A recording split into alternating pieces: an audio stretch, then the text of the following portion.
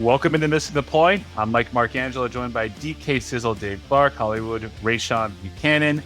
It is week one, at the end of week one of the NFL season. Football is back.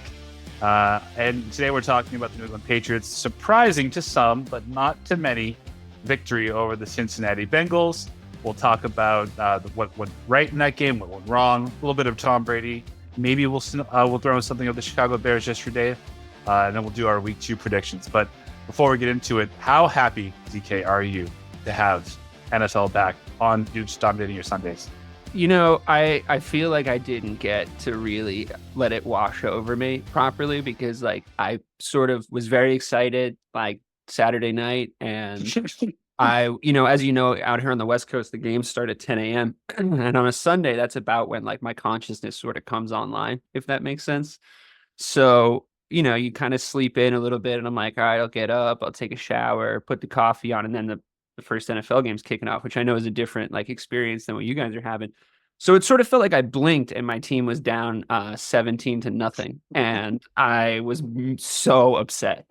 Like I don't remember the last time my expectations and reality crashed into each other that hard in any context, not just sports. So yes, I am sort of picking up the pieces of my excitement that the NFL is back from that devastating first part of the Sunday. I will say I loved the Thursday night game. And I think now that we've added a random Friday game at the start of the season, because I know we're not keeping that up because there's an actual law that says we can't because of high school football. It's on the books. Between certain dates, you can't have Friday NFL broadcasts or games. So they're not going to keep doing it. They're gonna try and do Labor Day next year, the entire weekend. Right, but that's still before the cutoff. It's September. The lines are September to December somewhere. Yeah. So I didn't love the Friday game, to be honest with you, but I thought the Thursday game improved. Maybe because there was a Friday game, maybe it was just a point of comparison. I just thought the presentation of the Thursday game was better. The game was good, and that stoked my excitement. So despite my depression on Sunday morning, it's Monday now, and I'm amped that we have Monday Night Football. They put together really good matchups across the board for the primetime games, which I appreciated. I mean, they at least tried to do that for the Friday game, even if it was the worst game of football I think I've ever seen played or presented. But yeah, I mean, I'm excited. I'm super excited. I'm sorry if that was more muted than it should have been, because I really was suicidal on Sunday morning. So I'm kind of I'm recovering from a traumatic experience, even though it ended well. Ray, maybe not as quite traumatic as that, but how happy are you that football's back?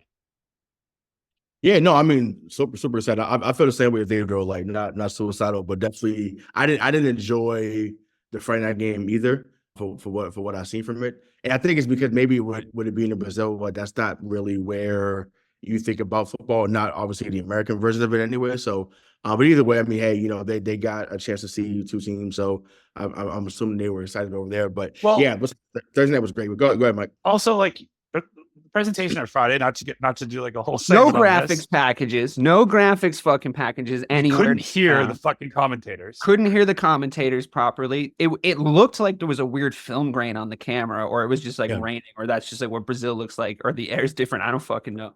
Yeah. The crowd was kind of into it, but then not really, and yeah. And then the field. I mean, that was the biggest dereliction of duty. Those guys couldn't go full out. You could just see it. And the second half got a little better when they all changed their cleats to, I assume, 10-inch fucking spikes. But because they might as well have been fucking snowshoeing out there. But I didn't like it. I didn't enjoy it at all. I agree. It was so annoying. We were all in agreement in the group chat about how bad the presentation was too. And it's how good the pageantry of it all, Yeah, how good the halftime show was. DK. Okay, but moving on. To the Patriots' stunning, to some again, victory over the Cincinnati Bengals 16-10. This is the first opening week victory since Cam Newton in 2020. So Ray, because you are the lone person on this show that last week said there's no fucking chance that the Patriots going to win, you laughed in DK in my face. How surprising was this victory for you? I mean, I think obviously I loved about both, but I loved more about the spread, and we'll get into that, shortly. But I mean, listen, I and many others were stood corrected yesterday. That's one of the better performances they've had in a long, long time. And obviously, there's always things that you could work on. But I was blown away, and like I said, pleasantly surprised that they came away with that victory. Yes, Cincinnati has been notorious slow starters in the Joe Burrow era, but I still thought they had enough to get that job done, especially at home in week one. But yeah, super shocked that they won. Once again, at the core as a fan, of course, I'm happy that they won the game. But like I said, I was shocked that they came out there and really dominated them for most of the game. It wasn't something where they kind of just stumbled into the win. Like they did many things to contribute to a good game for them in all three phases. So I was excited to see that. Yeah, DK, that game was, it's one of the games that you like the most, right? It's a strong defense. But it wasn't sloppy by any means. Like, and every turnover was forced. So knowing that, like, you were with me last week when we were picking them in the spread. What did you like most about that win for the Patriots? And I guess why were you so confident in them covering? I think the thing I sort of pointed to last week towards, or the last time that just the three of us were on a show, as we were coming down the stretch of that show, I was like, it's all upside for this coaching staff, right? Like if they come in and they know that they have this kind of flawed roster, especially on the offensive side of the ball, and they're able to sort of game manage a win against a notoriously slow starting Cincinnati Bengals, and they've gotten the team to at least believe that they're not as bad as everybody says. There's a nice little coaching lemon falling off your garden tree when you can make them the nobody believes in us team, right? Where you can really start to G the guys up, because if they spent any of their offseason watching ESPN or listening to Ray on this show, they think they're a bunch of fucking bums, right? So like not letting that in, that's like a big thing. And essentially, I guess my point is, if they were going to play well, it was going to be down to the coaching staff. And it looked to me like they were one of the better prepared teams across the entire NFL yesterday, which I think is just all upside for you guys, because what you don't have is a ton of talent or depth, and that's fine. But what you do have, it seems, is guys that can do a lot with a little. So usually when guys can do a lot with a little, they can do a lot with a lot. That's in management positions. I have said that many times over the course of my life. So I think the O-line problems, like my O-line looked so much worse than your guys' O-line. And on paper, yours is supposed to be twice as bad as mine. Like the rankings are like 12th and like 32nd or whatever it is. So even more than twice as bad, right? So like the plug and play guys, that the way that they were blocking, like the way that they seemed to be like kind of set up and dealing with each other was a huge challenge for us. For you guys, it was like, and I made this point, it's like you can kind of put one together if you know the plays that you're running and everybody knows their job. They're not going to be dynamic as a blocking unit, but which they, I wouldn't have called them dynamic. I think it was very like methodical first quarter drive, a lot of good runs. And quite frankly, Ramondre, I don't want to jump your agenda, but like look like fucking LeGarrette Blount out there, to be honest, like really like real shades of it. And I was like, damn, he's running really, really well. He's not as slow as you think he's going to be when he gets like into the open field and gets his head down because of his like frame and the way that he runs. But he's not the fastest guy in the world. I think he's just super patient and hits holes in such a cool and like methodical way that it's like kind of fun to watch your offense again, which has not been sort of untrue. But now that they're blocking properly down the stretch. So I'd say the coaching staff, to answer your question more precisely, what they were able to do with your offensive line, because we know what the offensive line is on paper. And it looked to me like it just looked like a unit of guys really working together, and they were really well drilled, and that's kind of what you needed. Yeah. It kind of looked like the opposite of what we were seeing in the preseason. Like I was banging the drum the hardest that this was a bad preseason, bad offseason for Mayo. I had real doubts and questions, but like to your point, they did look so prepared, and everyone looked bought in. And, we were talking about this last week, the three of us. Now the Bengals are 1-5 in their last 6 openers. I didn't think that the Patriots were going to win. I just thought that they were going to cover it, because 7.5 points for week 1 against a team where their star wideout hasn't been practicing. T. Higgins was out. Joe Burrow, all those things. I'd take a spread like that week 1 in the kind of situation, to be honest, because like everything's so unpredictable in the first week. Right. You don't know the preparedness levels of all the teams. Like Miami and Jacksonville, neither of them look fucking prepared. You guys could have beat either of those teams if you played them this week, because they just both looked sloppy. So it made for kind of a fun game. But like it was because nobody was like dialed in. And like the only team I saw do that, like our first drive, we have all the plays mapped out. It's going to work because we have all the plays mapped out that teams get to in week 7, week 8, week 9. The only team I saw do that was the Pats this weekend. Yep. Where that first methodical like 80-yard drive that they did with like that ended with Stevenson with it like a just short run that nobody touched him. And I was like, Yeah. I mean, prepared. That's the thing too, right? Like yesterday was about finishing, right? So many times the last few years, they've been knocking at the door for a win, knocking at the door of a big play, knocking at the door of against the Bengals. Yeah, that too, right? Exactly, right? So it's just like for them to finish yesterday is the biggest takeaway by far, because to be up 10-0 at the half when it really should have been 17, but whatever, they didn't do some plays at the end, but should have been up 17-0 at the half. Get the ball at the beginning of the half, which up here we should call the double whammy up here. And once again, like I said, they just dominated from start to finish. And once again, if you're gonna block like that, I think because listen, a call for if I'm saying his name wrong, whatever, he don't deserve his name to be said it right because he sucked yesterday. Thankful for them putting in Vidarian Lowe, who once again hasn't been someone to write home about, but he was really good yesterday. So if that's part of the combination going forward, ironically, we had someone named Michael Jordan, blocking for us yesterday. So once again, maybe thanks MJ. I'll take it.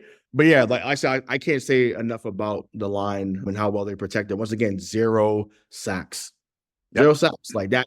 If you had told us that and what's today, September 9th, if you had told us that on August 15th when they had lost to Philly here in the preseason, when I went to that game, if you had said that this team would give up 0 sacks in week 1 or any given point at the season, I'd have been like, yeah, okay. So I'll take it. But I will give them credit though.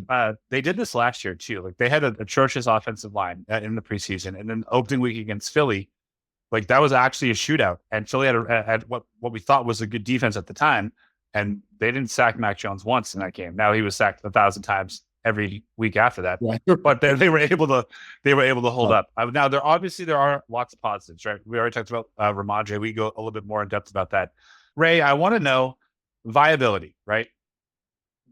Jacoby Brissett, his stats, they're not great, but 15 to 24 for 121 yards, no picks, no touchdowns. How many games can they win with a quarterback stat line like that? I still don't think it's many because what my thing is, and this is all contingent on the line holding up, right? But 15 to 24 for 121, once again, unless the defense continues to play lights out like they did yesterday, that won't be a recipe for success, right? Like that's for any quarterback, right? That's just how it goes. But listen, the 7 rushes for 32 yards were more impressive than anything else. He extended some drives. As Sherrod Mayo said, he's the slowest black quarterback in the league. And I'm like, that's a fact of life. I was like, absolutely. I don't know if that was AI or not, but we said it like it's a fact. So yeah, I mean, listen, him extending some plays where it was the biggest thing.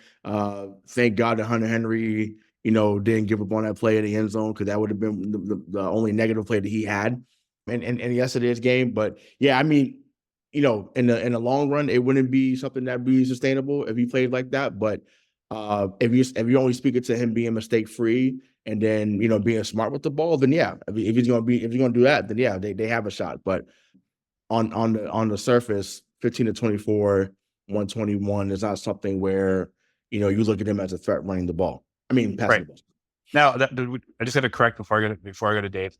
On the sheet, it does say 1 sack for 1 yard, so they did let up 1 sack. Gotcha. Okay, but it's fine. Yeah, DK. So now this isn't a guy making his first career NFL start and throwing for 94 yards, right? Like this is a 10-year vet coming into a situation where he doesn't have a ton of weapons. Their leading receiver had 31 yards catching. How sustainable is that type of offense? Well, I mean, I guess you could take either view. You could sort of say the conventional wisdom in the NFL is that your quarterback wins you games now. In order to win a championship, you need an elite quarterback, and more if there's an elite quarterback involved in a championship, he's probably going to win.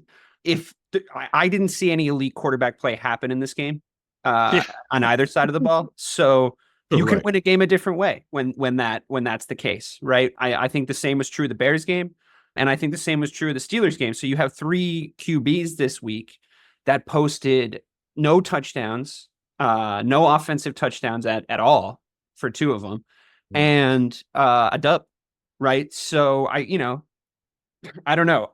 The chances are this isn't a new day in the NFL where that's going to start happening all the fucking time. I started to think like, could I mount that as a point here, as a hot take? But I mean, no, like clearly not. Like if Patrick Mahomes played any of the like you guys, us, or the Steelers, I don't know. I don't know if it goes the same way, right? So Right. non-quarterback play at an elite level being sustainable as a winning team, probably not. But I did see a lot I liked out of him, to be honest, and in a situation where he's there to buy you time and help develop your guy. So, I mean, all he needs to do is his job running the offense. And quite frankly, like as a fan of a team that's been doing, move the ball well on the ground, stop the run on the other side, and like don't let him kill you, football for my whole life. 115 Then, years. yeah. So, I mean, I like it personally. I like when teams win like that. I like when defenses are good. And I see that across. There's parallels across like 3 major teams in my life. The Patriots, for obvious reasons, are a major team in my life where I grew up. You guys, the show's theme. My wife being a Steelers fan, and my team, like there was a lot of like put your nose to the ground and fucking win kind of stuff happening yesterday with all of our teams, which I really appreciated. Is it sustainable? No, you're not going to win a Super Bowl with Brissett as your QB. Like that's never going to happen in a million years. I will eat my own dick if it does. But all upside for the coaching staff, like I said. I mean, that's what you're looking at right now. If they can get him to do a job, that's a big deal. It's part of the reason why we brought in Waldron at offensive coordinator on the Bears is he had that year with Geno Smith. Yep. It's that thing of like, oh, you can you can mold the QB, you can get a QB to play at a certain like level of play. Like that's so big for what your guys' future is over the next 10 years, because what they're proving right now is we're not going to get Drake Maye killed, and we're not going to break his brain, and we can probably make him good. Because look what we're doing. Yes, veteran, and I agree. He's going to come in with like a different mindset, and he's not going to get like wigged out. But I mean, I just like the look of what I saw, like structurally. Yeah, it just looked like a game plan, like an actual NFL game plan, something that we haven't seen. Which I know in New you've been England foreign in to 2 you years. guys for a couple of years, which is strange. Yeah. Yeah. Tell me about it. I've been there. So, but like we were railing on Alex Van Pelt the entire offseason, the entire preseason, and he looked to have a competent offensive strategy against Cincinnati. Now we can talk a little bit about this being more us winning or them losing, but before we do that, I do want to talk about Christian Gonzalez, because me again in particular, have been questioning whether he is actually number 1, or maybe we just didn't get to see enough of him. He covered Jamar Chase on 20 routes. On the 20 routes that he was covering him, Jamar Chase went 3 for 15. 3 catches, 15 yards. And get no fucking contract on me. Yeah. So what do you make of that soundbite? That's a hell of a thing for a second-year player to say. Let's go. I'm here for it, because once again, we seen it last year. We was like, yo, when Tyreek got 5 for 40, right? That's on tape. Tyreek got 5 for 40. He was doing well in that Dallas game too before he got hurt. This is one of the last parting gifts that Bill gave to us. That man is special. And we're about to find out how good he is, going forward. He's going to get tested next week. We'll talk about that later on in the show. But he seems to be the real deal. And once again, we talked about it, you and I, in the previous season. Like, is it something to worry about him being torched in practice? And, he didn't look great in the preseason. But, hey, if you're going to show up like this when it matters most, it wasn't just him. Keon White was special, so we get into that too. But Special. Yeah, man, whew. I'll take it. Like I said, that's going to be a lockdown guy for years to come. Like, give me more of that, honestly. And I love that mentality that he had. Love it. DK, you love defensive players, so you get a second-year guy coming back from injury, shutting down one of the top 5 receivers in the league, and then at the after the game, he says, he ain't going to be getting a contract on me. I mean, that soundbite alone was fucking sick. And the fact that it was like off camera too, like he was just like G'd up and fucking like talking that shit, which I really like. Obviously, that's what we're all here for, I think. Yeah, I think the job of like shadowing Jamar Chase isn't a fun job, regardless of what the contract situation or the QB situation is in Cincinnati, but he can still light you up. He's still Jamar Chase. Like if you're not playing well, like he's going to just burn you, even if he's not mentally there 100% or hasn't been practicing with the team. I mean, I thought everybody's thing about CeeDee Lamb was overblown because he hasn't. It's like, dude, come on, like it's CeeDee Lamb. Like he'll just run and he'll be open and he'll get found. Like it's fine. I think it's a challenge to match up against him one-on-one regardless. I thought the thing that jumped out at me, and this isn't me dampening Christian Gonzalez, I think he played really well, and I do lean in, and also quieting the noises from camp. Apparently there was some shit going on in camp where he was getting kind of lit up or something. Torched. And people were saying like, oh, he's taking a regression after this injury. That's going to suck. But it doesn't look like that's the case. He definitely hasn't lost any snaps. So I think that was great. The thing that I was watching it as a more neutral observer, though, was I was like, damn, Joe Burrow looks like dog shit. I was like, I don't know if his wrist is ever going to be like good again. It's such a weird injury. I said this to you guys on 2 shows over the last couple of weeks. It's weird there. Jamar Chase decided he was going to play on Sunday. I think the Christian Gonzalez question feeds into the, did they lose? Did you win? I do think you guys came out with a great game plan. I think you would have beaten a lot of teams yesterday. But man, the Bengals look like shit, dude. They're going to come forth in that division. That's what that game told me. Joe Burrow doesn't seem interested or switched on. Maybe he's hurt. I don't know. Still, I don't know. Jamar Chase, big contract dispute stuff, obviously. T. Higgins not in the building. A lot of weird shit going on in Cincinnati right now. So yeah, I mean, you still gotta kill the wolf, though. You know what I mean? It's like you still gotta go out there and stomp him. So I don't think it takes anything away from your win necessarily. I don't think it's that cut and dry. But yeah. They just looked ass, though. But they really since did. he isn't a good enough team to not put in the work in the week and come out and still beat you. Like, I mean, I think it's great. Kansas City could do that. Yeah, totally. I mean, absolutely. And they always start slow. And it's like a lack of preparedness that I think Cincinnati fans, I was exploring their Reddit today, their subreddit, and they were just like, fucking, this guy's just never fucking ready for a fucking season to kick off. Like this fucking like coaching stuff, they're never fucking ready. And I'm like, yeah, I'd be fucking frustrated too, 1-5. And like, honestly, I think it's cool that like you guys went out and like did it. And I think it makes it cool that you're about to go play Seattle because both the Pats and Seattle look like maybe they're better than we thought they were. They look a little nippy, a little crafty type teams. So it's kind of going to be a quick answer for you guys, like how you look against Seattle. So that'll be fun to sort of watch. And it's, it's interesting to pay attention to now because it's like, maybe you're a little feisty. We could see. Right. Well, just remember, you tried to convince me that the Patriots are only going to win 2 games this year. Just remember that. And I had to fight you. I mean, I'm still on track, to be totally yeah, I'm not trying to be a dick, but I'm still kind of feeling fine about it if I'm being totally honest. Listen, I mean, listen, I'm the one that was more gung-ho about it than you, DK. Like I said, I was just certain that they wouldn't. Your schedule's rough. Yeah, it's brutal. Oh, yeah. But the thing is, right? Well, I know we'll get into this because Mike has it down on the paper, but it's just, to me, it just speaks to like, okay, if you control what you can control, and I know that sounds cliche, but no, that's a real thing. You control your effort, you control your attitude. And I know Mike took a shot at our head coach as far as him being an overrated player. But not a shot if it's true. But I feel no, but allow me to finish, sir. But I appreciate it. But what I think happened yesterday is that, overrated or not, he was seen as a hard-nosed player while he was here. He was seen as a tough player while he was here. They adopted his attitude yesterday. Regardless of what you think of him as a player, what he was, what he wasn't, they adopted his attitude yesterday. And if that's the case, that, maybe they overachieved, because if you say you think that he overachieved as a player, if that's the case, then maybe they do the same thing they go for. Who knows? You need to let this go. I didn't say Drake Maye sucked. I just said he wasn't great. He was fine. No, I didn't. You didn't say me suck. You just put it out. I didn't say did you say he sucked? I just said you said he was overrated. That's all. And I'm saying, if that's the case, like I said, he was, he was tough. He was hard nosed. He played hard. That team adopted his mentality yesterday. That's all I'm saying. Nothing more, nothing less. We talked about this. It's a positive, Mike. We did talk about the idea of culture changes. I think that's a lot. Like I think we talked about how difficult it is, like the Dan Campbell thing of coming in and changing like the mentality and the culture of a whole organization and team and doing it quickly. I mean, we talked about how difficult that is. I'm not ready to say that that's happened yet in New England, No. but I think that Right, no, yeah, not yet. I think like if that's true, I mean, you guys would know more than me. If it looked like he had stamped his identity a little bit on the team, I mean, that's so positive, for Right. the future of your franchise, because like that's where you start building from. Yeah.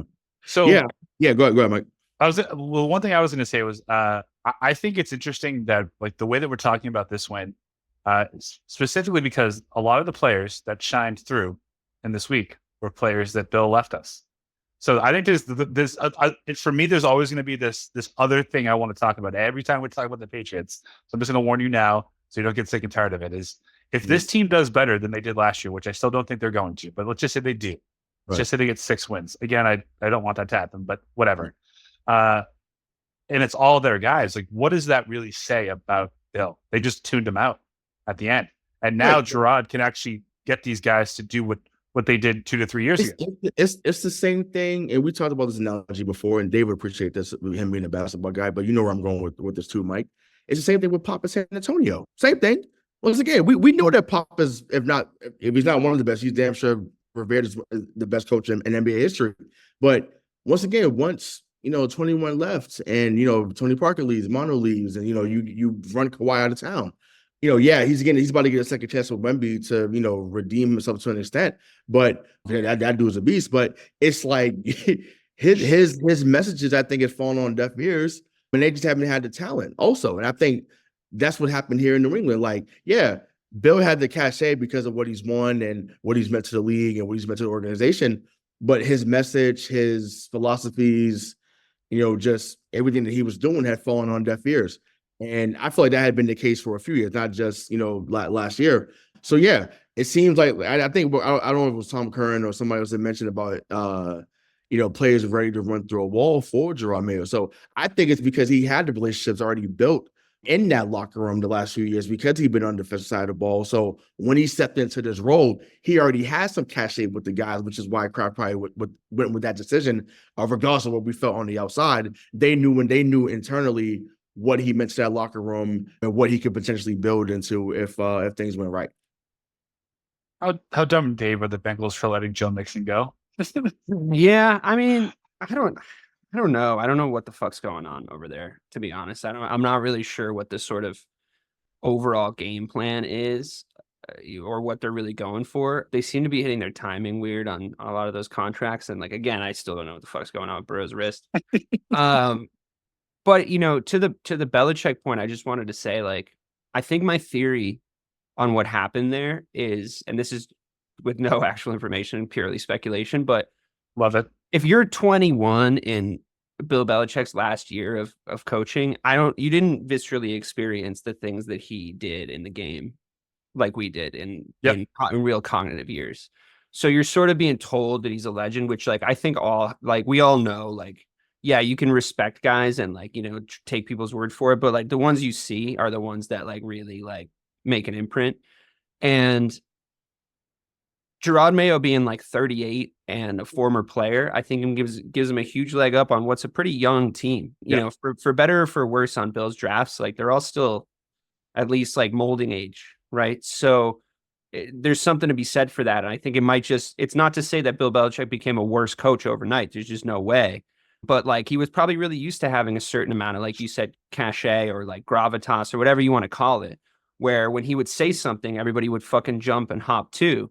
And maybe that's just not the case anymore. And also, I mean, I'm not saying he can't still do the job, but he's an older man. And like, there's a certain probably amount of energy that is required to be an NFL head coach. I doubt it's a short work day every day. I think they're probably in there like a lot, so Bill was never really like a rah like man manager, like get everybody hyped up type of coach. But it seems to be really effective to be like that in this day and age in the NFL with these kids that are coming in. So, and everybody likes it. It's box office. And Bill Belichick was like certainly not box office, especially by the end. Like it wasn't like the funnest thing to do to go listen to the press conferences, gents. You know what I mean? So like, I mean, injection of energy.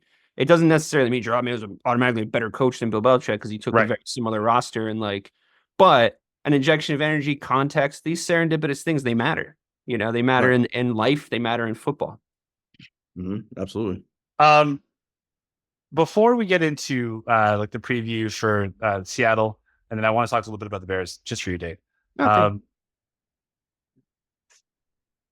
Is it an overreaction to say that this game is something that they can build on for the rest of the season, still knowing that they're not going to be a contender? Or should people start thinking, well, if they can win games like this, maybe they can be a 7-8 win team? Well, based on your neutrality, Dave, what do you think? I think if you can build it, if you can do that and become a 7 or 8 win team, you then automatically right away, I think, get a lot of the cachet back from around the league as far as players wanting to come and play there, the sort of legacy that place has, as the last great dynasty and not really much before that, you're sort of new money in NFL circles. So when you have I think the San Francisco 49ers are a really good example. Like, they're always good, right? Like, they're always good. They're always thereabouts. They're always trying to be like thereabouts. You see them in a lot of Super Bowls, and the fucking uniforms look cool as shit. So people want to go play for the San Francisco 49ers. It's just like you remember Joe Montana in that uniform. Like, you remember the guys that came before. You have to cement yourselves as that as New Englanders now. And I think that there's something to be said for I'm usually, Mike, I'm usually like the don't be a dog shit 7 or 8 win team. But that was in a situation where I was like firing fucking coaches on week 2. You know what I mean? Like, that's just not going to happen. You're going to see how this plays out one way or the other, right? For better or for worse. So, and like, you got to at least give him the Drake Maye year, maybe +1. You kind of have to let's see how this project works out. So at the beginning of it, excitement is great. But if he can basically outperform with what they can do as a coaching staff, it seems maybe you don't need that super, super high pick. Some teams, like you said, you made this point like on our last show, it's like some teams build great teams without a top 5 pick ever, so, and if people want to come and you free up a little cap space, which you have done, then all of a sudden your fate's, it doesn't take 4 years. Your fate's turned around in 2, which is, it's great. You know what I mean? You're a winning team again by the end of next year. Ray, given that you wrote this rundown, it seems to me that you are you're pretty excited about this win. And so, what do you think their identity can be? So I think it's more smack you in the mouth running the ball. And once again, I've always been a guy, and I'm a throwback type of guy. The run to me sets up the pass, and I know that's not what it's supposed to be. Agree 1,000%. Yeah, you have to throw it all over the parking lot. I get that, but the run sets up the pass, and you saw yesterday that when they got first downs with Ramondre, they was able to do what Ellis Van Pelt wants to do, which is run the play action, and then listen, he made Tyquan Thornton made positive plays yesterday. That to me would be over in a moment. You got Tyquan Thornton to get 2 catches for 27 yards. I was in awe that he was able to have 2 positive plays, more than he had it all last year. So I'm thankful already to Alex Van Pelt for that moment alone. So I'm cool. We got that out the way. But yeah, running the ball, playing sound and technical defense. And I think that to me is where the identity can be built. I think that they just have to continue to be disciplined. I felt like there wasn't a lot of penalties called. Once again, in the preseason, there was a penalty. I felt like every other snap. Oh, well, the first 2 games of the NFL season, it was just like fucking penalty fest. Yeah, and that's what we was talking about in the chat, and I was so annoyed because that point of emphasis, like don't be behind the line of scrimmage, whatever that rule is. But it's just like, calling it on every down. It literally doesn't matter is the thing. It literally doesn't. Right. Yeah, so it really that's the thing that I'm just why are we still talking about this? Why are we still throwing fucking flags? It's ridiculous. It's ridiculous, honestly. So, but yeah, listen, I think, like I said, if they keep running the ball effectively, just have the pass, and then, just like I said, playing sound, technical defense, but just like I said, keeping that discipline on both sides of the ball, and really in all 3 phases. Like I said, special teams was great yesterday too. So yeah, I just think, because we talked about the identity going forward, but I just think to me, and once again, I've gone back and forth on this stance about, them losing. Listen, I want to be clear. The priority for me is still Will Campbell. I want to be clear. but right, there's a but, right? If you're able to maintain this level of play, then yeah, if that maneuvers you to get to 8-9 wins, and once again, like Dave said, you build the cachet for people to want to come here, because that should be the goal anyways. You build through the draft and you get your final pieces, to give credit to Dave for what he said a few weeks ago. So that's what I ultimately want. I'm not trying to be sitting here in 2032, still waiting for them to make at least the first or second round of playoffs. Like, I'm not trying to wait that long. So if we can get this within a 2-year span, as opposed to 4 to 5, sign me up. I mean, listen, if they can win 6 or 7 games, now again, these are still big ifs. I'm trying not to overreact, but I think it's worth talking about. If they can get to 6 or 7 wins with this squad, you would think after a year of developing, Drake Maye would be able to come in next year and add 2.5 to 3 more wins. Absolutely. And now you're at your 9 to 10 wins, and you figure out free agency, right? Exactly, correct, right? Because they got cap space in 2 years, so I'm like, figure it out, figure it out. DK, I don't know where your head was at in terms of. I think you were in agreement with me in terms of Drake Maye and how you should probably wait as long as possible to start him, based on what you saw in just 1 week of football. If they can play like this, is there any reason to rush Drake Maye into a starting position this year? If you can sustain the O-line, the thing about Brissett, I know he said he was like crying on his way to the stadium or whatever the fuck that was all about, but sorry, I only read it for briefly. I don't know what the context is, but I was like, stop crying. I mean, I'll tell you why I was crying. I was crying because he was going to be the starting quarterback. But fair. That's probably why he was crying too. But I would just say he's a crash test dummy, so you can't put him out there until you watch the O-line protect your investment for I don't know, at least 4 games, like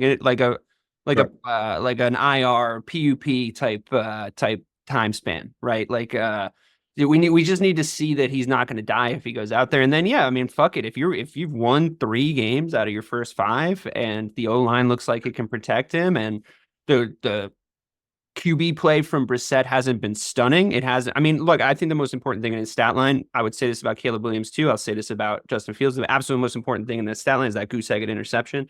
I think that is how a quarterback can kill you. Obviously, that's nothing anyone doesn't know, but you can win a game in other ways if he does that for you. If he throws 0 interceptions, so he hasn't done anything wrong. But would you, if week 5, if this is pretty much the level of QB play you're getting from him, but you're winning games, is it that crazy to think wow, we're winning games? It'd be pretty sick if Drake Maye went in there and also so you really would QB play. It'd be hard to resist if I was in your position. I think. So if they're 3-3 going into week 7, you would start Drake Maye. If they're 3-3 going into week 7 with 2 provisions, 1, sack numbers are low. Right. Yep. Sack numbers are low, and it's because he has time, not because he's crafty and is runs for his life well.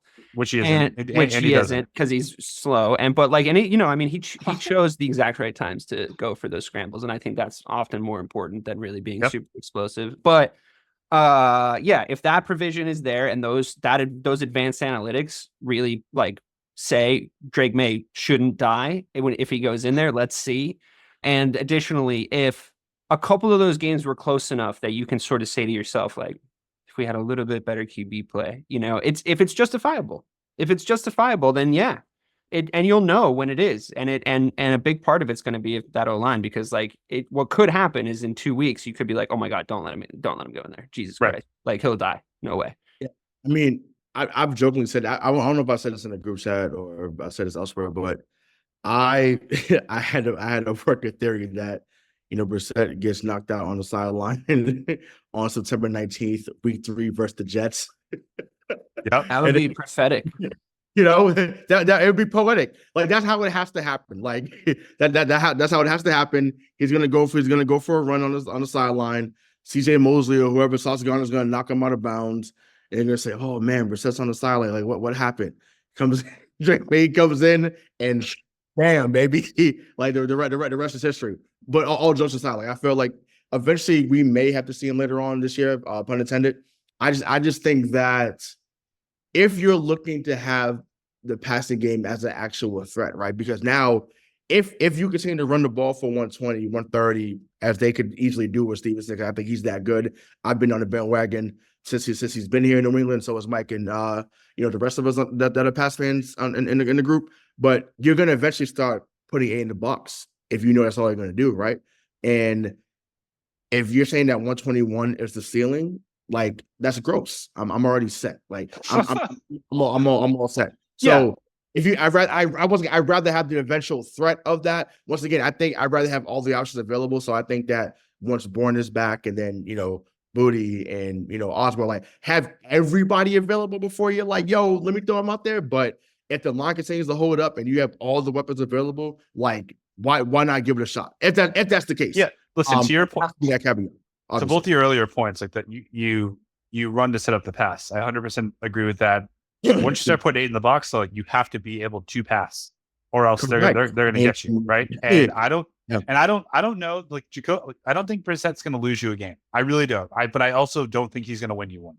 And so the way that I think about this, though, is that if through 7 weeks, 8 weeks, you're 500 or you're one game below, I think Brissett is doing enough he's earned the right to play out the year. Mm-hmm. Continue to build and implement the new system with Alex Van Pelt, and continue to teach Drake Maye that system in practice, because it's only going to get better next year, right? So like there's really no upside to them being 5-5 or 4-4 and then putting in Drake, because maybe you go 9-8 and you get smacked in the playoffs, or maybe he goes 0-6 and then you could have just ruined the kid.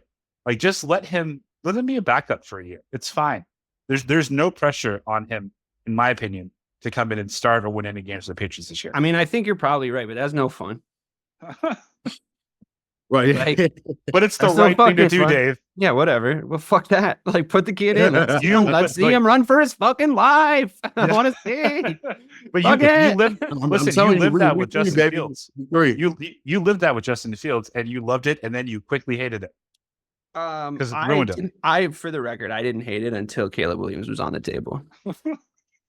Like, sure. I'm just a little slut. Which, by the way, that's just my problem. He was on the table week 6 of last year for you.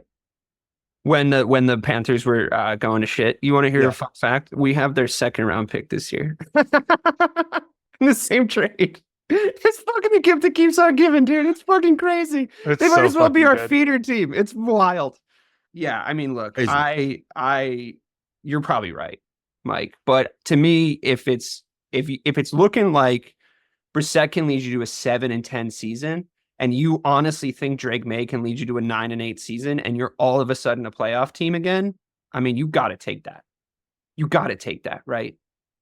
And like, I don't think that's such a bad springboard. I agree that like let him sit a year, et cetera, like conventional wisdom, Jordan Love, Aaron Rodgers, I get it. Stevie, I understand. Pat Mahomes, I get it. I just think that's fucking dumb and boring. Let's see him play. No, you think it's smart and boring. Every quarterback you just named and a few moments ago, we're all better than what Brissett is currently. All starter. That's true. There's a reason all those guys were on the bench. You know, No. I'm saying, you were saying like Rodgers, Love, and then Alex Smith was like, come on, like totally. I mean, but even the Alex Smith year, it made sense why Alex Smith was the QB, right? Like there was a lot of data that said you both are agreeing. Yeah, right, exactly. So it's like that thing of like you don't need to rush him, but at the same time, though, all those examples you're talking about paid off because like those guys learned from some of the best QBs to ever play the game, with the exception of Alex Smith. But like, you know what I mean? Yeah. I'd rather learn from those guys than learn from Cinder Block. So speaking of great, I don't think it's going to move the needle that much. I think that Drake Maye is going to be what Drake Maye is going to be, no matter what Jacoby Brissett does. Like, I don't think that's Cinder Block, because that's how we run Cinder Block. So I like him. I like that he won the game for you guys, or well, it didn't lose it for you guys, but I think that Drake Maye's future doesn't depend on Jacoby Brissett, for the love of God. No, of course it doesn't. Hey, thank you. That's all I wanted. Speaking of great quarterbacks, Tom Brady made his broadcasting debut this week. He covered the Dallas Cleveland game, which again did not go the way that any of us thought it was going to go, besides Bobby. What did we think about Brady's debut? I know how DK feels. Were you underwhelmed, or did you feel like it? I think Tony Romo ruined it for us a couple of years ago because when that first year of Romo, he was excellent. Like even you have said that He was electric that first year. Brady wasn't that. No, Can he be that? He was bad. Oh yeah, he's too. He's robotic. He's robotic, but he's too much of an all shot. Like he's not what he was on the field. Like if he transformed into what he was on the field, that's a different story. Because that But he can't. and he can't because that's not. I don't think he wants to be that. But it's like because that guy's the most competitive guy I've ever seen. If that's the case, and we'll bring it and we'll try to get better. Now I'm sure that he hears the murmuring. He hears what was said already, and I'm sure that his next performance next week will be much better than it was. In week one, I thought he was okay for that arena football game that he did over the summer. But once again, that was a low level, low vibration, low pressure, situation. So it was like, okay, you kind of just ease your way into it. But yeah, it was underwhelming only because, like I said, the personality has to be there. Once again, there's no one that could question the football knowledge. Like let's be like, the football knowledge is second to none. What I've seen him break down on Colin Cowherd's show, what I've seen him talk about with Stephen A. Like the dude is next level. Obviously, when it comes to breaking down plays and talking about the state of the game, but he doesn't. I don't know if he has the voice for it either. You know what I'm saying? Like, obviously, you have to find your voice eventually. But I'm saying like just can you turn it? It's one thing listening to an interview or listening to a podcast with him on it, but to be on there, where you have to play off the play-by-play guy. I'm not like I say he didn't have it yet. Doesn't mean that he won't get it, but as of now, it wasn't where we thought it would be or could be coming out the gate. And like you said, Mike, it's true. Romo out the gate was unreal. Like I can't believe you was like this, and you couldn't get past a certain thing, and you thought like this. Like the way. I mean, once again, he's become annoying and robotic to an extent, meaning Romo, but the way he still breaks down stuff is still excellent. It's just he just became a little more robotic, so people can't stand him now. But he's not Collinsworth level bad. He no one's worse than him. No one is off. Get out of here. Are you out of your mind? Talking about? That's fucking slanderous. But dude, here's a guy every 5 seconds, please. So y'all, okay, well we disagree on that. Sorry, we disagree on that. Chris Collinsworth is the gold standard. He's mastered the art of making it seem like you fucking. He's sitting next to you on the couch, just calling a great game of football. Him and Mike Tirico are the absolute gold standard. No, I love Mike Tirico, but I'm not a fan of Mike Tirico's no Al Michaels. So like it's Mike Tirico's great. Okay, who is though? Who is? Yeah, exactly. It was a massive drop off. But don't you think, DK, isn't Tom Brady kind of cucked by the fact that he can't go into any walkthroughs, he can't go to any practices, and he can't talk negatively about the refs because he's trying to be an owner of the Raiders? I don't fucking feel bad for him. He's like, I get to do this job because I did a completely unrelated job, basically, that doesn't give me any of the fucking skills that it takes to. It's always annoyed me that when a player's profile supersedes their talent to do that job. We all went to fucking school for this, we have respect for broadcasting, where opinions on good broadcasters may differ, but we have at least respect for the fucking art form, like the Al Michaels of the world, like Edward R. fucking Murrow, you know what I mean? Like people being good broadcasters, not just sports broadcasters, is a difficult thing to do. And you have to be incredibly high level to be announcing an NFL game one way or the other. And quite frankly, the contract that Tom Brady got, the job that Tom Brady got for what his skill set is probably the most one-sided, lopsided payment for level of talent I've ever seen, except for the CEO of every company ever. But considering how good Greg Olsen was. Right. Greg Olsen was fine. He was fine. He's awesome. He was fine, and he was getting better. I thought year on year, every year, Greg Olsen got slightly less annoying to me, even though I liked him as a player. But again, that was a growing pain situation. Will Brady get better? Sure, but he's not good. And the thing is my point was actually going to be, before you slandered Collinsworth, my point was literally going to be, how unfair was it that you were listening to Brady late into the later games, and then they throw to Chris Collinsworth, and it was holy shit, why did they let that opening act fucking go out there? They got slaughtered when they got followed up. Collinsworth was just because the thing is Brady sounded tense, which is fine for your first game, but it throws it to Collinsworth, and that man doesn't have a care in the world. He's so happy to be there. He loves the game of football, and he thinks all those guys are really good players. He's just like, honestly, I think the thing he builds from is he's like, honestly, these guys are all great.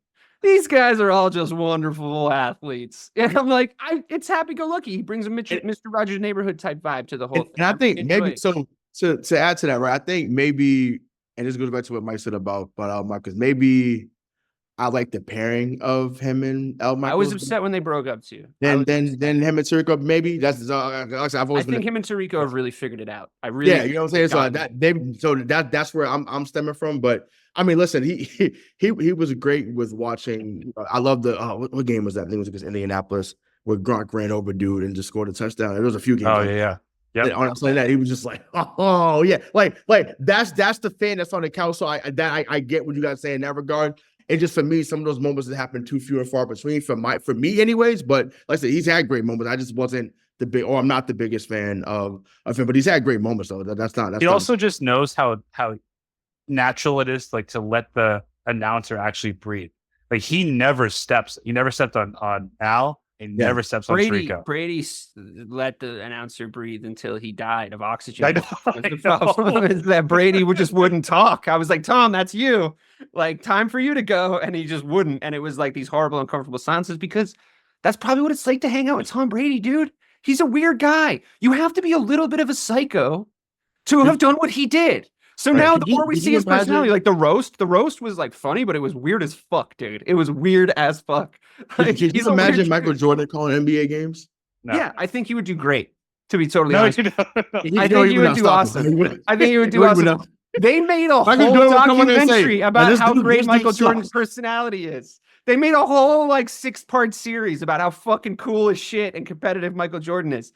I think he'd do great. I think he'd do awesome. Yeah, totally. The only thing he shouldn't be is a fucking GM. I think that he would slander every player possible. That'd be great. That'd be the only guy people rock with is guys that must see TV. Must see TV. Yeah, he would rock with guys that went to North Carolina, and then he would big up Russell Westbrook. That's about it. I bet he would. I think he would love Anthony Edwards. I think he would absolutely. For sure. All over Anthony Edwards at all times. For sure. He'd be like, son, is that you? Yeah, but listen, I just think that Tom Brady is the kind of guy that thinks he's good at a lot of things, when in fact we've seen him be good categorically at one thing. Now, he was the best to ever do that, but come on, man, you can't have it all. Give somebody else the job that's like way better than you. Before we get into our preview for Seattle and our week 2 predictions, we talked about it earlier. The Chicago Bears were down 17-3 at halftime. 17-0 at one point. Yeah, and we all put out a watch for DK. They didn't score. Was that 21 unanswered points? Or was it 24 unanswered points? 24. Yeah, 24 unanswered points to get a 24-17 victory over those Titans from Tennessee. Dave, what is your takeaway from that game? Like, what are your happy things you're going to build on?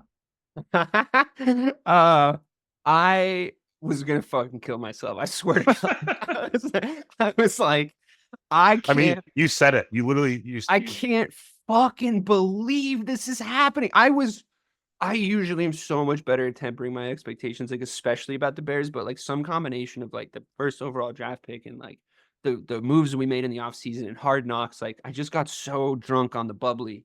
The Hard Knocks that was the Chicago Bears. Like the last episode of Hard Knocks, like it was like just this sweet montage of like Caleb Williams throwing dots. And like a sweet like song where everybody's like just catching ball, and I'm like, this is just about to be the greatest Chicago Bears like run ever. We're finally back. We're so back. And then just reality punches you straight in the mouth, and the Tennessee Titans provide the fist. And I can't stress enough how I was gonna kill myself. So I'm really glad that they fucking turned it around, because here I am talking to you today. It's a really inspiring story. Listen, I thought that Caleb Williams had an okay game from the standpoint that he didn't lose it for you. And and I told you that 2 weeks ago. Listen, he doesn't need to win you any games in the first 6 weeks. You just can't lose it. I was a little surprised by the lack of production from DeAndre Swift and from Keenan Allen. But aside from that, I mean, maybe it's just first game jitters, or I really don't know what it was. The offense looked like shit. The offense scored 0 points. They looked absolutely fucking atrocious, and they all need to take a long, hard look at themselves. I think that the blocking was awful. There was centers getting pancaked by linebackers, unacceptable. It was a mess. We tried to triple team a guy at one point, and then I think it was probably a defensive back came late around the corner and just got to Caleb.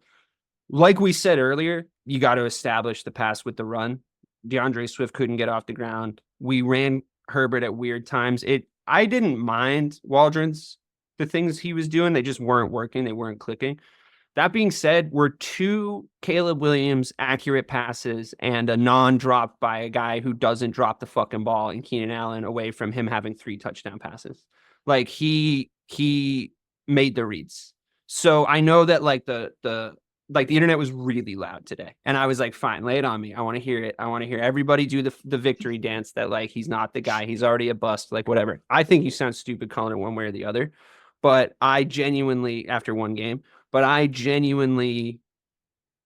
will take making the reads, but not having the accuracy with at this level, being a rookie, your first ever game, and you see those routes when Fields couldn't see open guys through the middle ever. He was decent on the deep ball on the sidelines, and he was decent with the bubble passes. But even then, I would have wanted as much zip as he was putting on his ball for the fucking Pittsburgh Steelers. I'll tell you that much. He corrected a lot of stuff. I really enjoyed that. But overall, he saw the reads. He made literally rookie mistakes.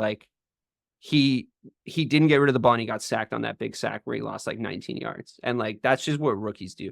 You know what I mean? He just the thing is, it's contrasted by the fact that Levis releases the ball at the end of the game when he's going down for a sack, and we take it in for an easy pick 6. So it's well, it could have been worse. He didn't throw any interceptions, factually, and overall the offense wasn't clicking. You don't think that if Swift was penetrating and getting first downs and making it work, that Caleb Williams' stat line wouldn't look better? Of course it would. Of course, it's just with both of those. If one thing is true, then the other thing is going to be true. So too early to tell, to be honest. I still think the way he can throw the ball with weird body shapes is elite. I saw him make the reads that he needed to make. And I also saw him not let everything fully fucking fall apart when it started to go badly. He definitely was everyone fucking relax. Okay. There was a little bit of that. And I was all right, that's good. He didn't let the whole world implode, which Fields would do from time to time. So increasingly actually as time went on. But yeah, too early to tell. I'm relieved that we won the game, to be honest, because we had to win that game if we're in any way close to where I thought we were as a team. Well, that's what I was telling you about when we did the picks, last week. So just go back and listen to that. But I was thinking about how Tennessee would maybe run their way into some games they had no business winning, and for majority of that game, that's what was happening, right? Until smack in the mouth at the start. That's the way you do that, right? Right, exactly. So until Will Levis showed us who he was, and just Can I actually point out a funny thing real quick? Sorry to interrupt you, because I know I talked for fucking ever, but I just wanted to say there was one play. I don't know if you guys saw it. Will Levis, they were talking about how rough and tumble he is. They were doing that commentary narrative, and they were Will Levis, he's just getting his big body in there. And then right as they're done saying that, fucking Will Levis makes a run through the middle, and Edmonds comes out of the left side and hits him in midair. And the commentator was forced to be well, he's 6'3", 230, but Edmonds, unfortunately, is 6'5", 250. So now he's a little banged up. And I was yes, look, because he just cracks into him, really hits him. And then it's heating pad on the back for Will Levis. It's the thing is one of the things, I don't want anyone to get hurt. I really was mad when Jordan Love went down. I don't want any injuries, but honestly, your defense has to be get out of here with that fucking noise, dude. You're going to run through the middle on us. You're the quarterback. Fuck you. You have to bang him up. If he decides he's a player now, oh, you're a runner now. You can play the game of football. You fucking jack him up at every opportunity. You jack his shit up. You're not sliding. You're going forward. You're getting fucked up, dude. That's it should be in a linebacker's contract to make sure that fucking happens. So the fact that happened, and then all of a sudden he started playing like shit, was music to my fucking ears. The defense looked great. So yeah, sorry, Will Levis, you're right. He showed us. Oh yeah, that's the thing. Banged his ass up though. Right. No. Yeah. Showed us who he was, and let's say the defense took over. And I'll say what I said to you. When I messaged you, I was yo, that looked like old school Bears defense, right? Real 06 vibes, yeah. Oh, Jonathan Owens, giving us Simone Biles' wife. yeah, I love that. Yeah, giving us Mike Brown vibes. So if you know. So hey, I'll take it. Like I said, they looked good in the second half, and that's all that matters. Once again, you finished the job. I So love yeah, Mike Brown, for the record.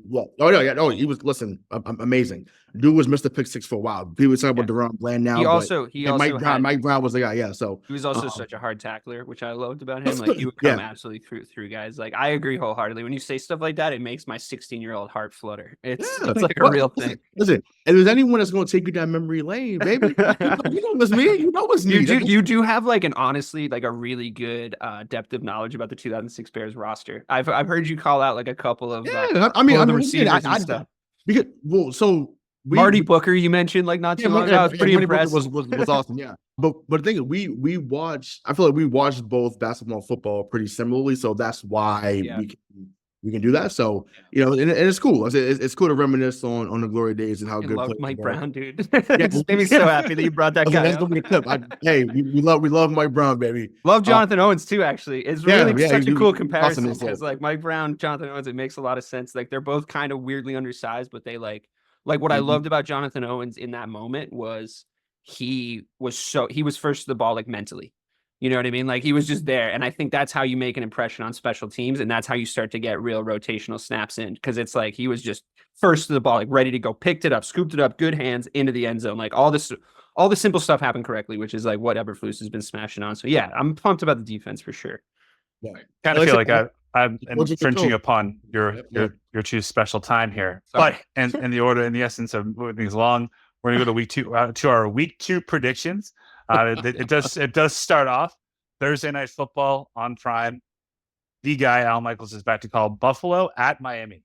So and the line right now, it's Miami is favored by 1.5. So Ray, who are you picking in this game? I'm going with Miami because it's down to Hard Rock. Yeah. So I'm going with Miami. Like Miami at home early on in the year, like they're pretty strong there. So and like I said, I know Buffalo ended up coming back and winning yesterday, but I'm rocking with Miami. Dave? Yeah, I don't think I'm going to stray for that too hard. I didn't think Miami looked bad. I just thought they didn't look really like 100% prepared. Neither did Jacksonville, thankfully for them. I thought the Tyreek Hill arrest video turning into the arrest celebration was pretty cool. I thought his touchdown was something that we shouldn't ever take for granted that a guy can do because it's so crazy. Like the way that he was able to go like over and then underneath two different guys that like should have tackled him, stay in bounds, and then just like turn on the jets and be gone was bananas. Unreal. It's bananas. Like, let's not start just saying like, let's not get jaded or cynical about how fucking insane it is to watch Tyreek Hill play football. Because like, quite frankly, like those cops, you should tell those cops like he was there because he wanted to be there. Like if he wanted to get away, like he would have gotten away. Like just so you guys know, like just to make sure that like you guys understand that he was there optionally anyway. There's if he wanted to run up University to the stadium, I'm telling you, you're not catching him. You're not catching him up. You're not catching him. Here's the thing: this isn't the movies. I've actually in real life seen people run from cops, and honestly, with those belts and stuff, you got a chance. Like if you were at all fast, even in high school, like you got a chance. You might as well try it. They might shoot you, but like if there's a quick corner, take it. Yeah. But just get out of there. If they don't have your license or anything, just get out of there, buddy. The great advice from Dave. But I loved it. I loved watching Tyreek. It was a very football's back type game. That game, the Bills looked shaky and weird. I know that they came back, and I think that was like Josh Allen being a gamer. I appreciated it, but warning signs there for that Bills offense. Yeah, Miami early in the season, dumb to bet against them, honestly. And it's an annoyingly small point spread, but it means I would definitely take Miami the whole way. Yeah, I'm taking Miami too. I thought Josh Allen had an impressive game, but you shouldn't have to score 34 points to beat the Cardinals at Buffalo.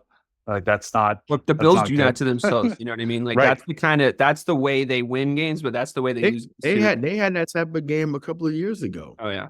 Yeah, they do that. They have like 3 of those games. They played them hard. They played them hard. No, I'm saying, but Arizona weirdly play. They have about 3 or 4 games a year where you're just like, if they did this all the time, they'd win 10 games, but it just doesn't happen enough.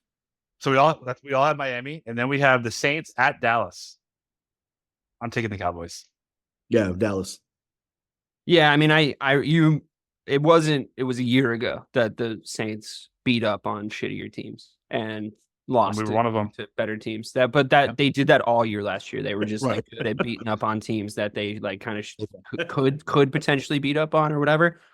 Doesn't make them a good roster. Doesn't make them able to beat the Cowboys, I don't think. But then again, the Browns really shot themselves in the dick, and that was maybe the worst quarterback performance I've ever seen in my fucking life. So I don't know how high it makes me on the Cowboys either. Yeah. So like, it's not out of the realm. Couldn't massage his way through the problems. What's that? I was like, he couldn't massage his way through the problems. He could have, but he didn't really want to. I mean, here's the thing. The lesson is don't guarantee a whole massive contract if you don't absolutely fucking have to. Right. Or you're not absolutely fucking sure. So quick aside, he should be done. And like I said, we don't have to get into all of it, but if you've seen the report, I don't care what comes of it or what comes out. I don't care. So you can say I'm overreacting, but the fact that this resurfaced again, like get the fuck out. See but you it's later. Another lawsuit came up from 2020 to Deshaun Watson as we are recording this today. Yeah. So see you later, dog. Like I'm sorry. Like but also because he's awful. Yeah, it's awful. Well, yeah, see you later, dog. Like that's the fact that stuff continues to come out. Nah, it's not a money grab. It's not whatever you want to call it. It's once again someone else was harmed by you over some wild shit. It's time for you to go. I might throw 7 picks, but I'm pretty sure I could get it to Amari Cooper more than 3 times. Right. Like I might throw 7 interceptions in an NFL game, but I'm pretty sure I could get it to Amari Cooper more, maybe 4 times, maybe. I think 15 yards or more down the field. I mean, but why? You know, like because he couldn't. He was 0 for 10 on passes longer than 15 yards. He was 0 for everything. He was so that's bad. Insane. He didn't look like he wanted to be. It's going to be like arm soreness. 2 weeks. Watch arm soreness. Oh yeah. Yep. Right arm soreness, shoulder. I'm not what I was about to say, but let's not. That's not going to end halfway for him. Okay, so Tampa Bay at Detroit. This is a rematch of the divisional game last year, right? So I'm gonna pick Detroit. I think Detroit's favored by 7 points. I think Tampa Bay. Listen, Mayfield looked good. The Buccaneers looks like they're gritty. They're fun, but Detroit looks like the real fucking deal. That overtime win. I mean, I'm ready for them. I'm going with the upset. I'm going with Tampa Bay. I think really. I think because I just think to me, I don't know what they found down there with him, but it's amazing how they've their resurgence of Baker. It's unbelievable.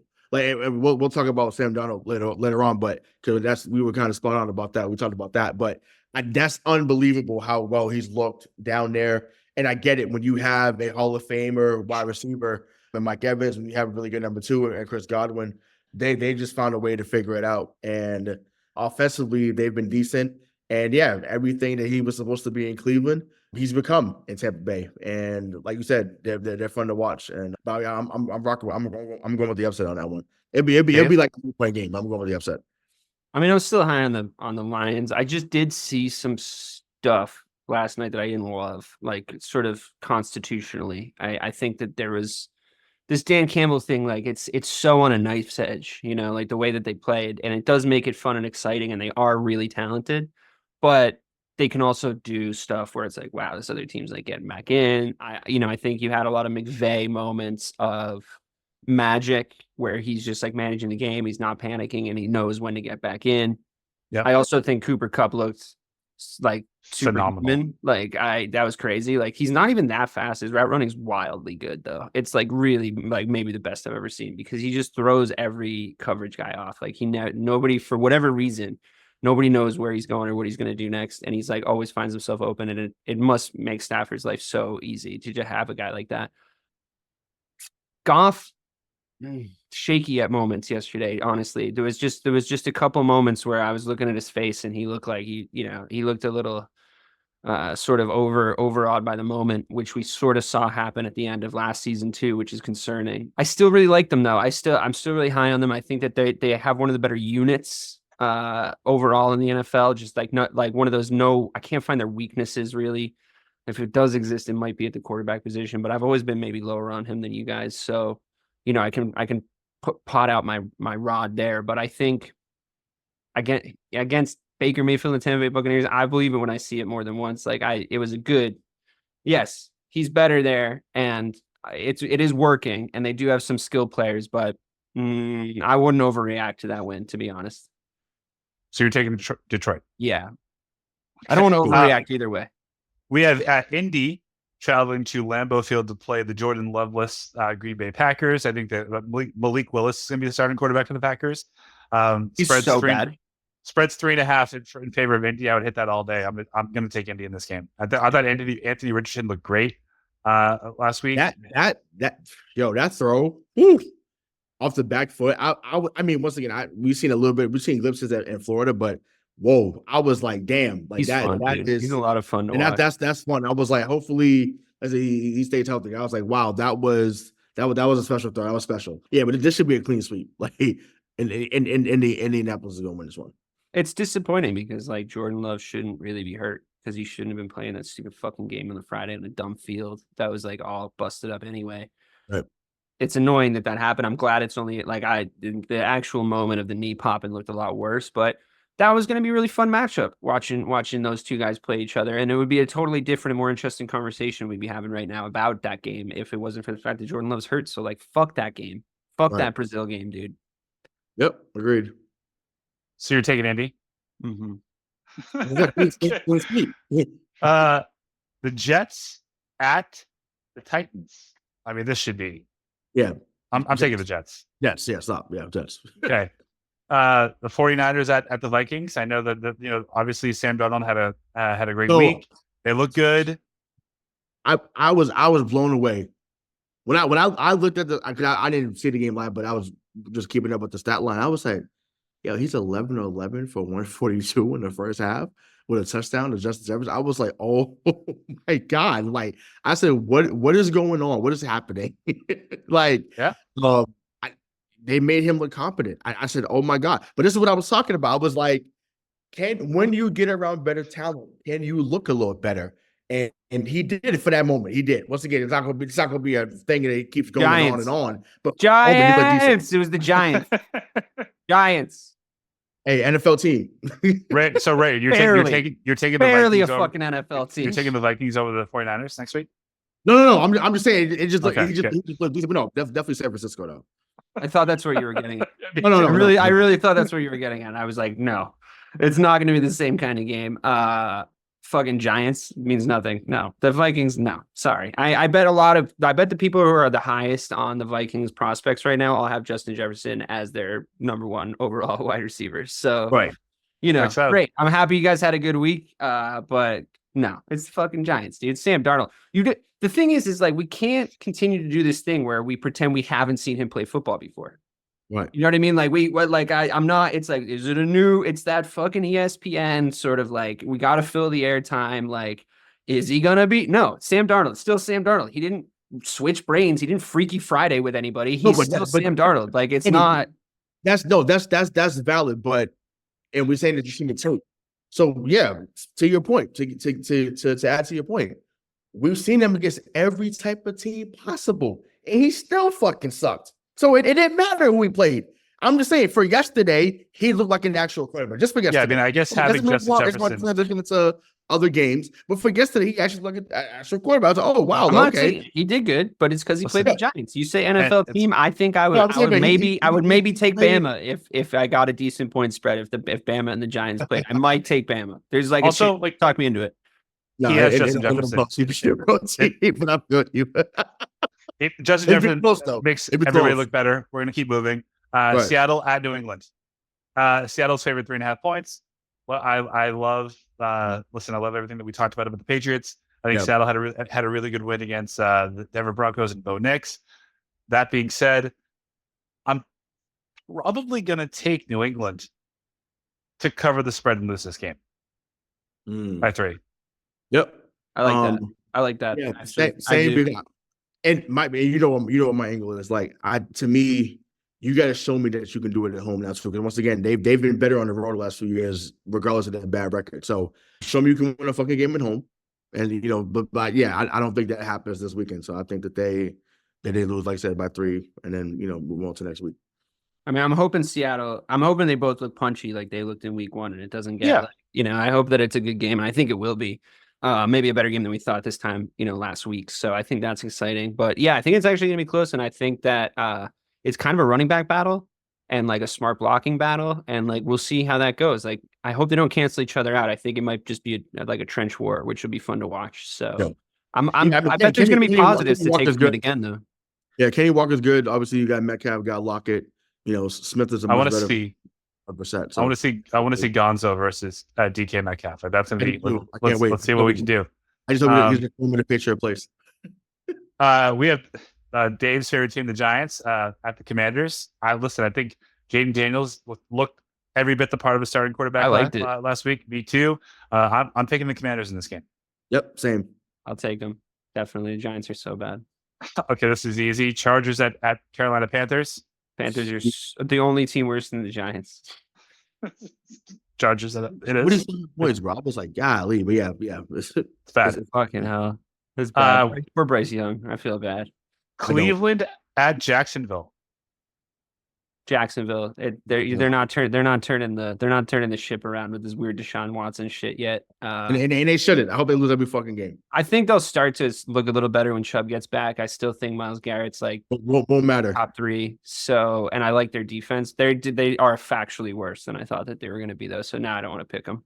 Yep, and I'm good. So I hope Jacksonville Raise out. I actually like Jacksonville, though. I did. I was high on them, and I they were a little sloppier, but it looked like talent versus talent. It looked like talent versus talent as with those two teams playing, which I liked. I hope they can dial it in because I think they'll look decent this year. Yeah. I got Cleveland winning that game. All right, so now we have Vegas at Baltimore. This should be a fucking bloodbath. Like this should be Baltimore by 25. Vegas looked every bit. It won't be, but Baltimore. Vegas looked every bit of Luke Getsy run offense, down to punting when they shouldn't punt. I know that's not 100% the offensive coordinator's call, but I was like, yep, I recognize that guy. He fucking he ruined my weekend a lot of times. I've seen this before, and it looks the exact same, if not a little worse. And it's bad because like Devontae's still sick. Yeah, it's too bad. I mean, that whatever that experiment was didn't work out down there. Yep. Time for him to say, move on. But I don't know. I hope he can find one more really good QB before he retires. Yeah, I'd love for him. I'd love to see him in LA with the Chargers. I think him and Herbert would be fun to watch. That'd be awesome. I think Baltimore are going to win by a lot. Yeah. Okay. Me too. The Rams at the Cardinals. Divisional game. I think it's going to be a bounce back week for the Rams. I think it will be close, but I think I'm going to take the Rams. I'd take the Rams. Yeah, they're just a better team, I think, and they have a better coach. Yep, Rams. Steelers and Mile High at Denver. I mean, all they do is kick field goals, so here we are. Like, it's the exact stadium I'd want to go to if that was my entire offense. I played against the Steelers kicker. He had like 22 points. It was crazy. That's all the only way that they scored, and Denver looked all right, I guess. I don't know. Were you guys like lukewarm on Bo Nix? Like, was it like, yeah, there's plays? I thought it was, it was fine. Yeah, it was fine. It was like, it didn't really tell me anything. Picks, so what's fine about that? I just the way that the game unfolded. I was like, I don't think that I would write him off completely, but I also didn't see anything that was like insane. I saw like a decent amount of athleticism from him, and I saw good, decent moments, but I mean, it's not as if that Broncos team's good, right? Yeah. Like, it's not like he's coming into a great situation. He would have been a Patriot had Bill still been here. Bill would have drafted Bo Nix. Not wouldn't have liked that. Yeah, at all. Me either. So ruin them. So we're all taking now. Caveat: what if Russell Wilson starts? I don't think it really matters who the quarterback is. Bills is better than whoever's named better, so it's good. It's all right. Cincy at Kansas City. Yeah, bloodbath. Oh, Kansas City. I'm gonna take Cincinnati. Yeah, I mean, listen. His claim to fame is what they've done against Kansas City. So not in the most recent of history, though. Like right. that's not 100% true anymore. Sure. And like Burrow didn't look himself, and Jamar Chase, the whole thing. I mean, maybe they pull it together, but they do look themselves always against them. But you just said. But the Chiefs look a lot. I know. They look like a lot better. So I know. they look kind of back to like the first iteration of the Pat Mahomes, Andy Reid Chiefs. I think everybody's fucked, but like that's a conversation for another day. Yeah. Okay. Well, you might be right, but I just there's Yes, something yeah, about Burrow. Yes, Yeah, there's something about Burrow going into Kansas City for a big matchup with Jim Nantz and Romo calling it. I just think it's going to be Cincinnati going to win that game, and I hope it's a great game because this slate of games this coming week is not great. But the primetime ones are Chicago Bears at the Houston Texans. Ooh, okay. Like it. Give me the Bears, baby. Let's go. I mean, I didn't think the Texans looked that great. Here we go. Okay, tell me more. It would be a pretty big statement. I think if our defense plays and special teams plays the way that it did, I think we have a good chance. I think the scoreline is going to be like 19-17, and I'm not sure who's going to have the 19, who's going to have the 17. I need the definite. I'll take the Bears. Let's go. Yeah, I'll take the Bears. Caleb Williams show up game, like breakout game. The offense will click. Let's go. Yeah, remember what I said? I'm like saying I thought he was going to have the breakout game. So he didn't do it Sunday, but they won. But I'd say this is the game where it'd be sick if Caleb Williams was better when he was on TV. You know, like it was like Caleb Williams is primetime as fuck. I would love to see that. That would be like a cool. Like the opposite of Kirk Cousins. Yeah, right. Exactly. When we get to him, by the way, Jesus Christ, he's aged 50 years. What happened to Kirk Cousins? Holy shit, he looks like a mummy out there. Before we get there, that is a Monday night game next week. Ray, you're taking the Bears? Yeah. Dave, I'm assuming you're taking the Texans. Yeah, but I think it's going to be actually like a 31-28 type of game. I think they're both going to ball out. So I don't think it's going to be an indictment on Caleb. But yeah, I'm taking Houston. But I'm picking the Bears in the spread. What's the spread? 6.5. I'm taking the Bears in the spread. Oh, they give Houston a lot of points. I guess that makes sense. I'm fucking delusional. Yeah. Go on. All right, and week 2 wraps up with the Dirty Birds going against Philadelphia Eagles. Kirk Cousins couldn't move. I mean, it was bad, and I think now who's dumb for drafting Penix? He's gonna get better. He can't get worse.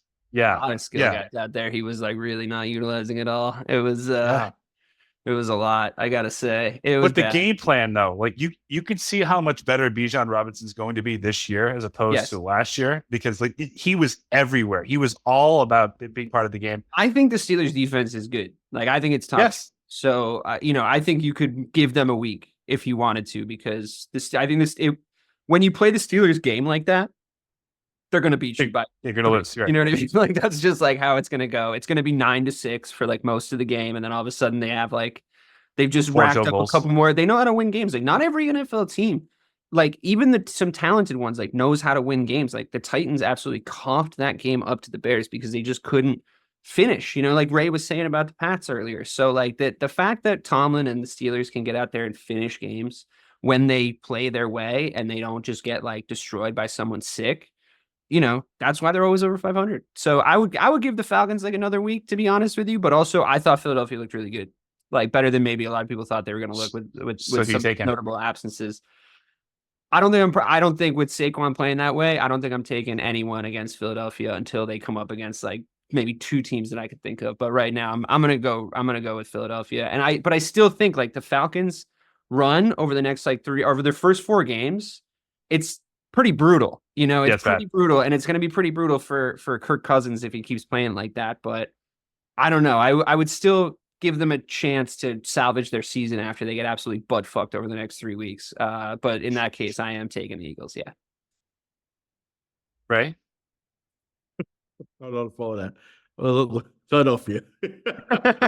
I'm taking Atlanta. I think it's going to be a bounce back week for them. You think they're going to do some stem cell therapy for Kirk Cousins or something, or a deer antler spray? I'm also picking them up with the spread too. Spread 6.5. Like that's a big spread. Well, that moved because of what they look like against the Steelers. So you're right to take that, because you never know. It might have just been the Steelers imposing their will. Right.